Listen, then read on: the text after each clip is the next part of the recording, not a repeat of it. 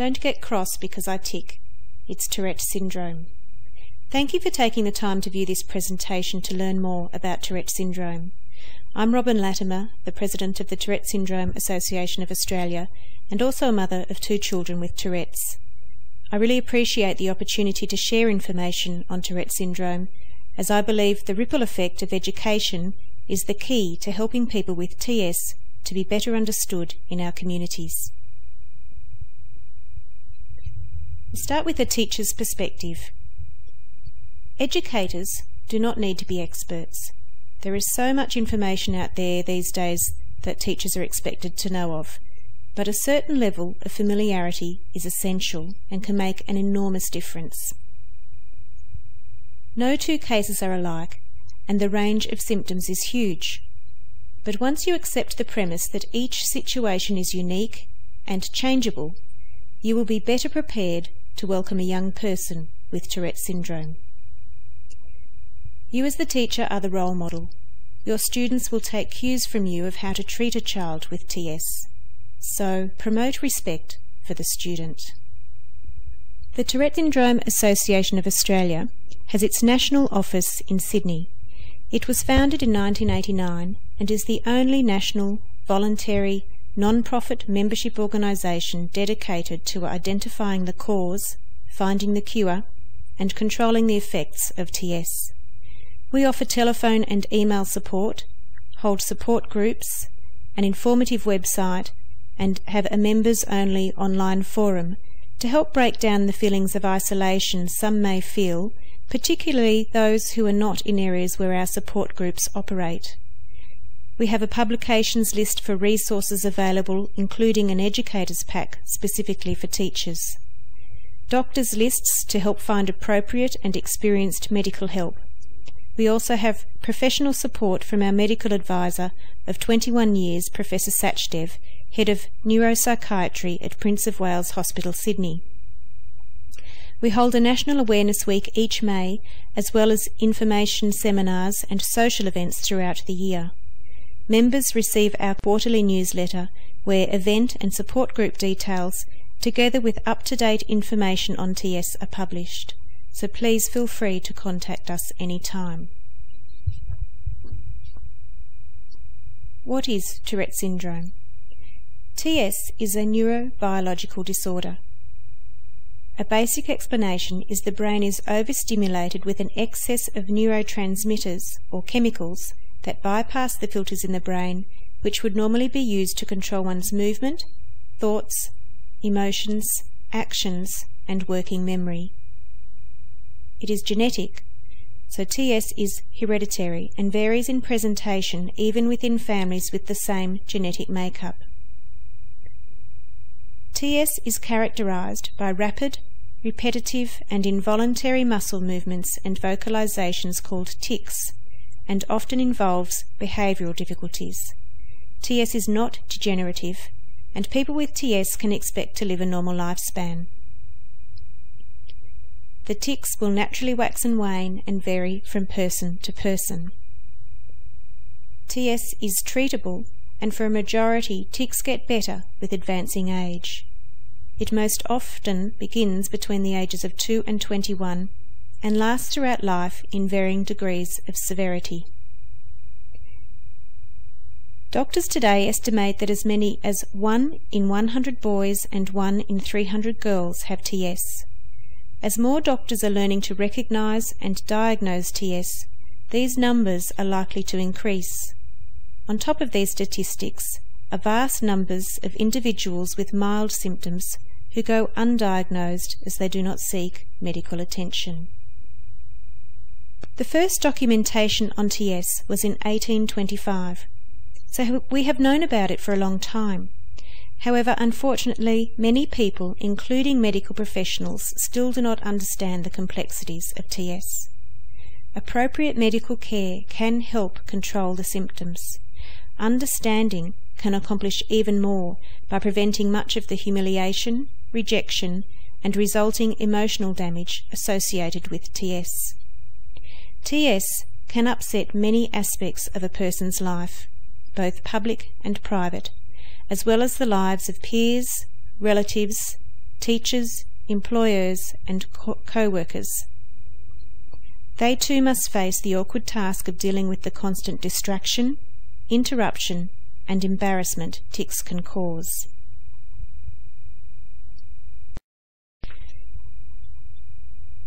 Here you can see a chart of common tics of Tourette syndrome. In the top half, we have what are called simple or involuntary meaningless movements, divided in two columns. On the left you have motor tics, and on the right you have vocal or phonic tics.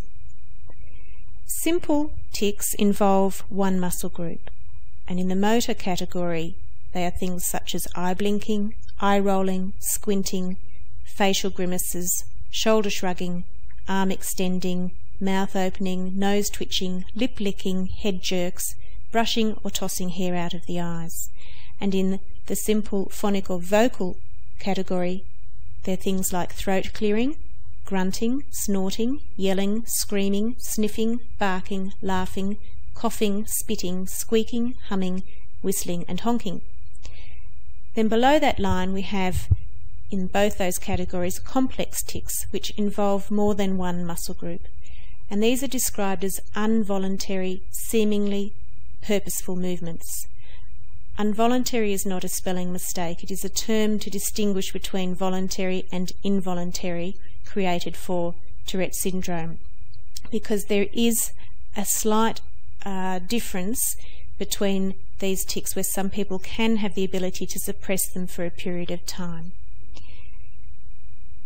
On the left we have the motor complex tics, which are things like pulling of clothes, touching of people or objects, poking, smelling fingers, punching, jumping, walking on toes, kissing, feet shuffling, flapping arms, and those sorts of movements.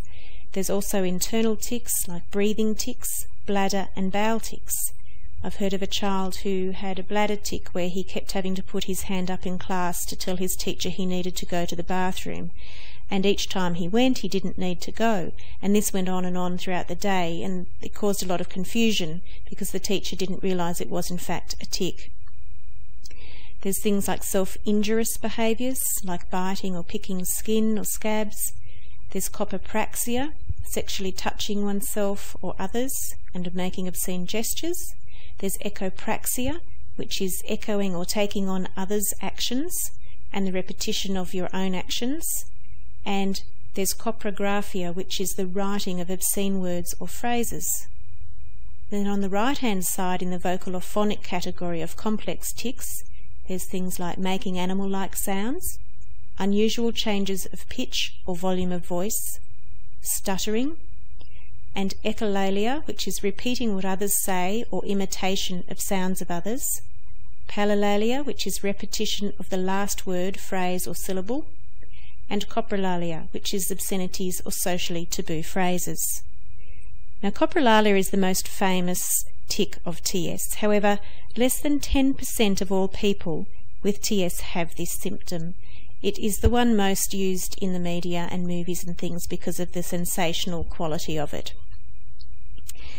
There's also mental tics, such as mental coprolalia, which is thinking of obscene or socially taboo thoughts, mental palilalia, silently saying to oneself words, and mental echolalia, silently saying to oneself words that were said by others.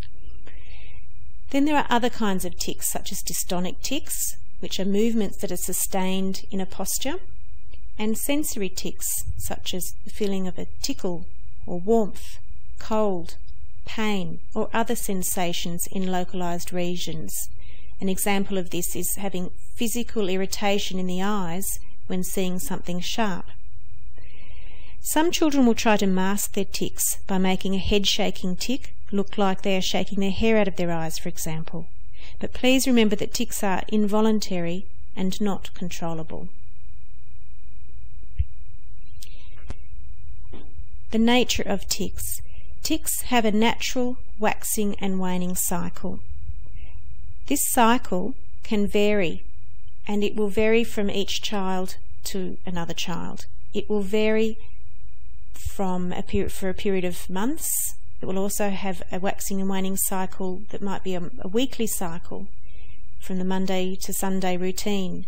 There will also be a waxing and waning cycle on a daily basis, on an hourly basis, and even getting into the fine-tuning things per minute. Things that affect this waxing and waning cycle are individual.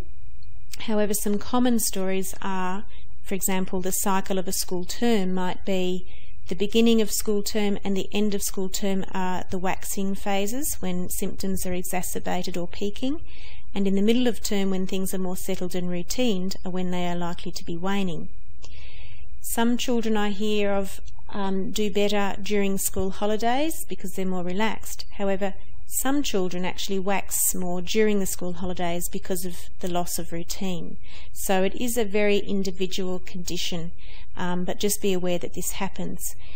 It can cause a lot of confusion because sometimes a child might be really on the ball and able to concentrate and focus and do their schoolwork and not be having tics in 1 week, and then the following week their focus or attentional problems are exacerbated, their tics are exacerbated, and it may appear to the untrained eye as though it is put on and purposeful when in fact it's not. It's just the difference of these natural waxing and waning cycles.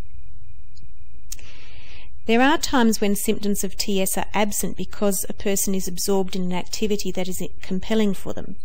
For example, there's a surgeon in the US with TS who can perform operations tic-free without having to consciously suppress them.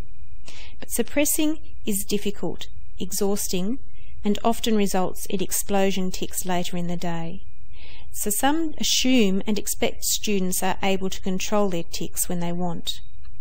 But this is not the case for everyone.